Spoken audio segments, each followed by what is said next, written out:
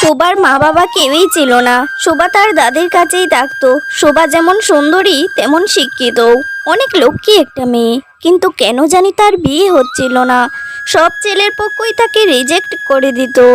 দাদিমা, বিয়ে আর আমার কপালে নেই গো। তুমি আর ছেলে খোঁজো না।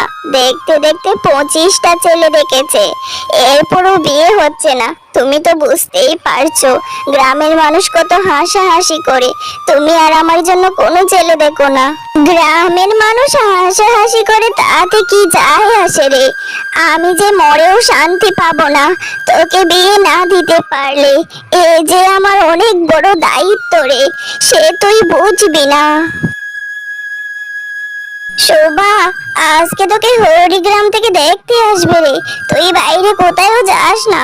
বাইরে গেলে তোর গায়ে রোদ লেগে তোকে যে দেখতে কালো লাগবে রে। ঠিক আছে দাদিমা, তুমি এত চিন্তা করো না, আমি বাইরে যাব না। আরে বাহ কাকিমা, আপনার নাতি তো খুবই সুন্দরী। আমার যে একদম পছন্দ হয়েছে। আমার ছেলেরও আপনার নাতিকে খুব পছন্দ হয়েছে। তাহলে বিয়ের দিন পাক্কা করে নি? হ্যাঁ হ্যাঁ মা, সে কি আর বলতে হয়। তাহলে সামনে রবিবারই তোমার ছেলে জামাই সেজে আসুক। আমার নাতনির বিয়ে তাহলে সামনে রবিবারই পাক্কা। কিরে বাজান, ওই মাইয়ার বাড়ির মোবাইল নাম্বারটা এনেছিস তো? রবিবারের আগেই কিন্তু কল দিতে হবে, দিয়ে যৌতুকের টাকা চাইতে হবে। আর যৌতুকের টাকাটা হাতে পেয়ে গেলেই ওইখান থেকে টপ করে পালিয়ে যেতে হবে। হ্যাঁ হ্যাঁ মা, এ নিয়ে তুমি চিন্তা করো না। আমাদের কাজই তো এটা, অসহায় মেয়েদের আমাদের টার্গেট বানিয়ে যৌতুকের টাকা নিয়ে পালিয়ে যাওয়া। এ আমি পাক্কা কাজ করতেই পারি, তোমার এসব নিয়ে ভাবতে হবে না। আমার বিয়ে ঠিক হয়েছে, কি মজা কি মজা কি মজা, আমি বিয়ে করব। দেখো দেখি পাগলি মেয়ের কাণ্ড। হ্যাঁ হ্যাঁ, আমি আপনাদের কথা মতো আপনাদের পাঠানো লোকের কাছে আমি আমার নাতনির বিয়ের সব পণের টাকা দিয়ে দিয়েছি। আপনারা সময় মতো চলে আসবেন।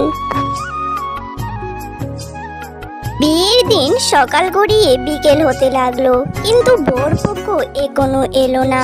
গ্রামের মানুষ শোভাকে নিয়ে আজে বাজে কথা বলতে শুরু করে দিল। যে যার মতো পারে বিভিন্নভাবে শোভাকে অপমান করতে লাগলো।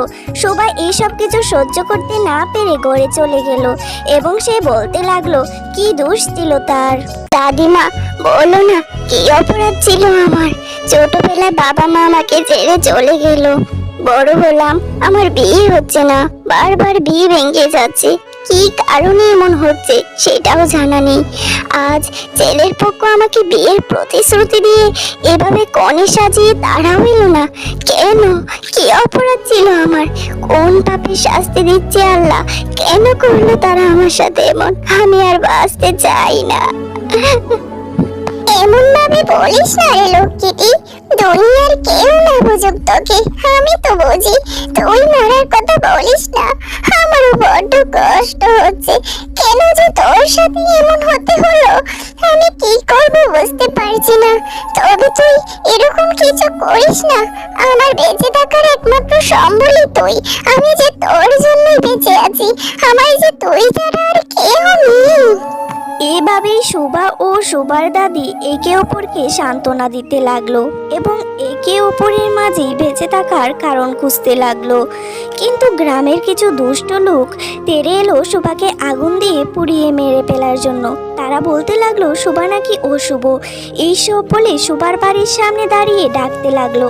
শোভা তার প্রতি গ্রামের এই বিশৃঙ্খল পরিবেশ দেখে তার মনের মনোভাব নষ্ট হয়ে গেল এবং সে আত্মহত্যা করতে চলে গেল এবং সে আত্মহত্যাও করে নিল।